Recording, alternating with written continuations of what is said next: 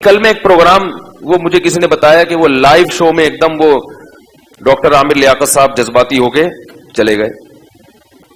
ٹھیک ہے وہ ان کا اپنا مسئلہ ہے, مجھے کسی کی ذات یا شخصیت سے بری, لیکن جو ایک وہ پھر میں نے بھی دیکھا جب وہ خبریں پھیلتی ہے تو ہم نے بھی یوٹیوب پہ دیکھا وہ جو اتنا سینسٹیو بنا لیا اس مسئلے کو, حالانکہ میں سمجھتا ہوں کہ وہاں جتنے لوگ بیٹھے ہیں سننے والے بھی اور جن پر بھی تہمتیں لگائی جا رہی ہیں ان میں کوئی بھی نبی صلی اللہ علیہ وسلم کا گستاخ نہیں ہے, سب عاشق ہیں. صرف زبان کی غلطیوں کو, تھوڑا سا تعبیر کی غلطیوں کو ایسا پکڑا جا رہا ہے اور اسے توہین رسالت کا مسئلہ بنا کر امت میں تفرقہ اور جذباتیت کو پھیلایا جا رہا ہے. اس سے غیر مسلم ہنسے گا, بولے گی یہ ایسی ایسی. ڈاکٹر ذاکر نائک بیچارے کے پیچھے پڑ گئے ہاتھ دھو کے.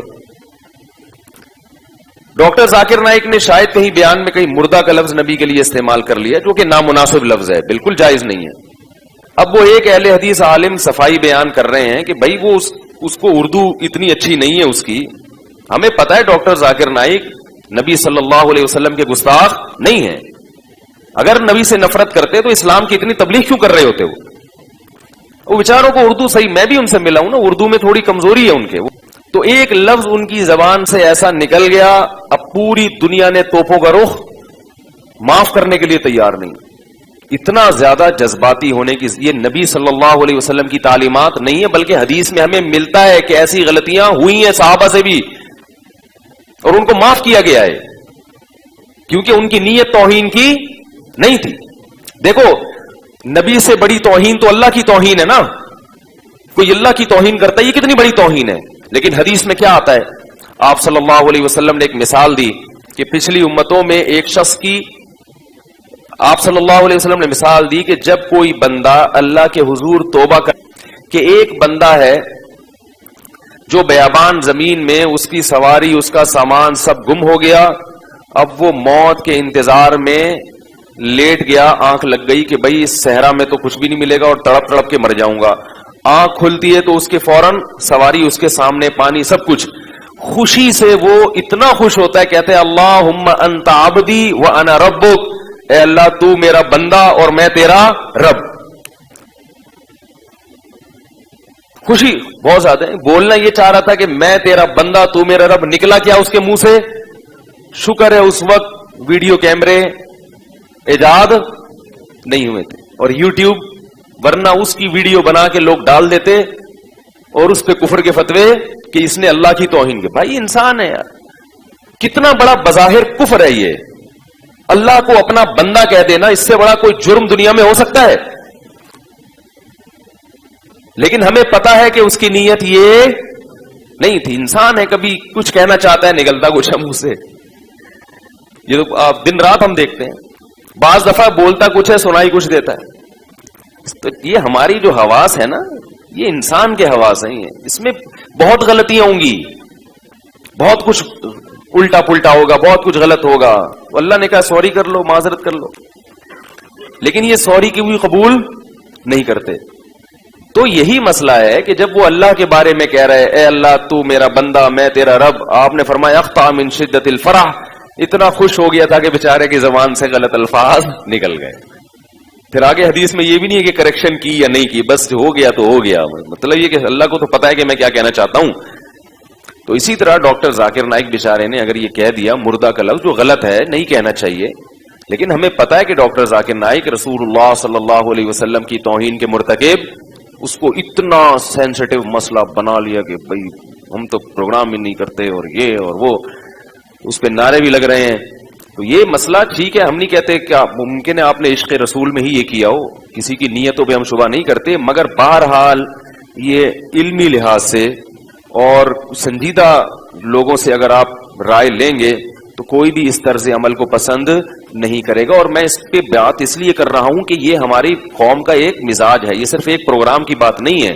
یہ ہماری قوم میں ایسی چیزیں, جنید جمشید کا حشر نشر کر دیا تھا پہلے, وہ بیچارے سے ایک ویڈیو, اور اس میں کوئی گستاخی بھی نہیں تھی. اچھا بہت سی چیزیں تو گستاخی ہوتی بھی نہیں ہے, پھر بھی ان کو پکڑ کے بیٹھ جاتے.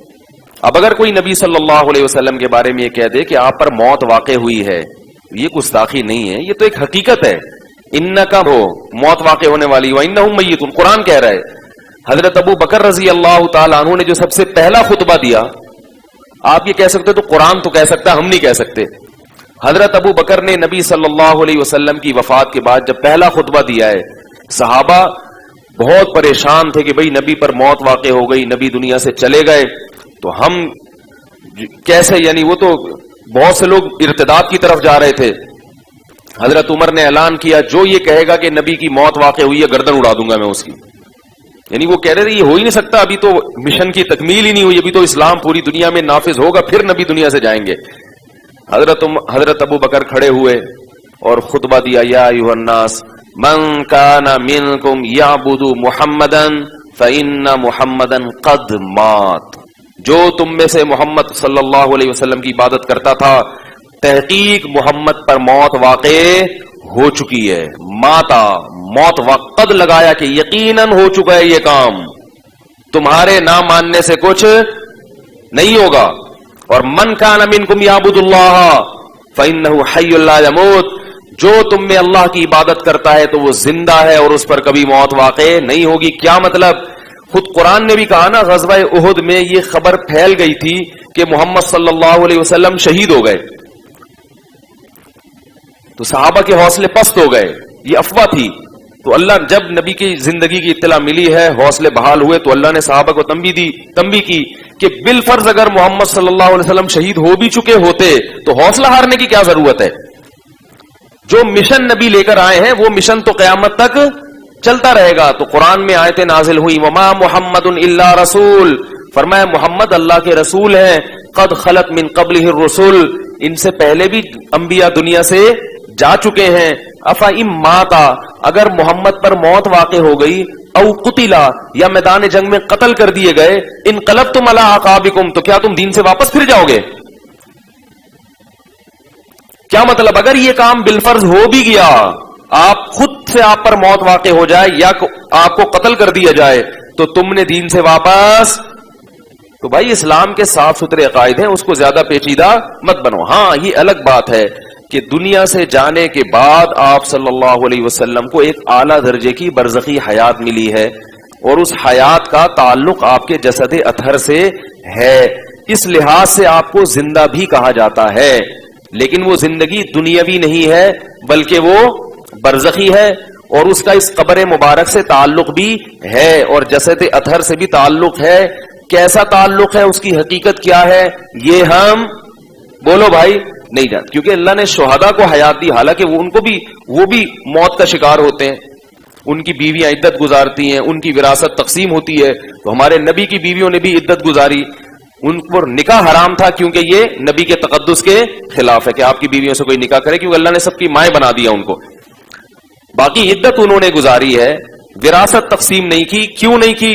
اس لیے کہ نبی نے فرمایا ہم پیغمبروں کی وراثت تقسیم نہیں ہوتی. یہ نہیں فرمایا کہ ہم تو مرتے ہی نہیں ہے تو لہذا ہماری وراثت کا مسئلہ ہی نہیں ہے، نہ فرمایا نحن معاشر الانبیاء، ہم جو پیغمبروں کی جماعت ہے نا، یہ وراثت تقسیم نہیں کرتے. اس کی وجہ کیا ہے کہ بھئی پیغمبر صرف علم کی وراثت ہے پیغمبروں کی، تاکہ ان کے مال پہ لوگوں کی نظر نہ ہو. تو اس لیے یہ جو چیزیں ہمارے ہاں معاشرے میں جذبہ، عمل کے لحاظ سے مسلمان زیرو ہوتا جا رہا ہے. شرط ایمان مصطفیٰ سے والہانہ پیار ہے. کتنا پیارا شعر کہا شاعر نے کہ ایمان کی شرط کیا ہے کہ مصطفیٰ سے والہانہ پیار ہو. آگے پیار کی ڈیفینیشن جو شاعر نے کی ہے نا، وہ کیا ہے؟ وہ یہ نہیں کہ پروگراموں کا بائیکاٹ کرو. اس اہل حدیث عالم کا بیچارے کا، میں کبھی کبھار، ابھی تو میں نہیں دیکھتا تھا، 1-2 دن سے میں نے دیکھنا شروع کیا، تو وہ ہر آدمی کبھی کوئی ڈاکٹر ذاکر نائک کے پیچھے پڑا ہوا ہے، کبھی میں نہیں جانتا ہوں اہل حدیث عالم کو، کہیں ممکن ہے انہوں نے بھی کچھ کوتاہیاں کی ہوں یا نہیں کی ہوں، مجھے نہیں پتا. لیکن میں 1-2 پروگرام میں نے دیکھے تو مجھے اندازہ ہوا کہ معاملہ کس گڑبڑ ہے. معاملہ کیا چل رہا ہے؟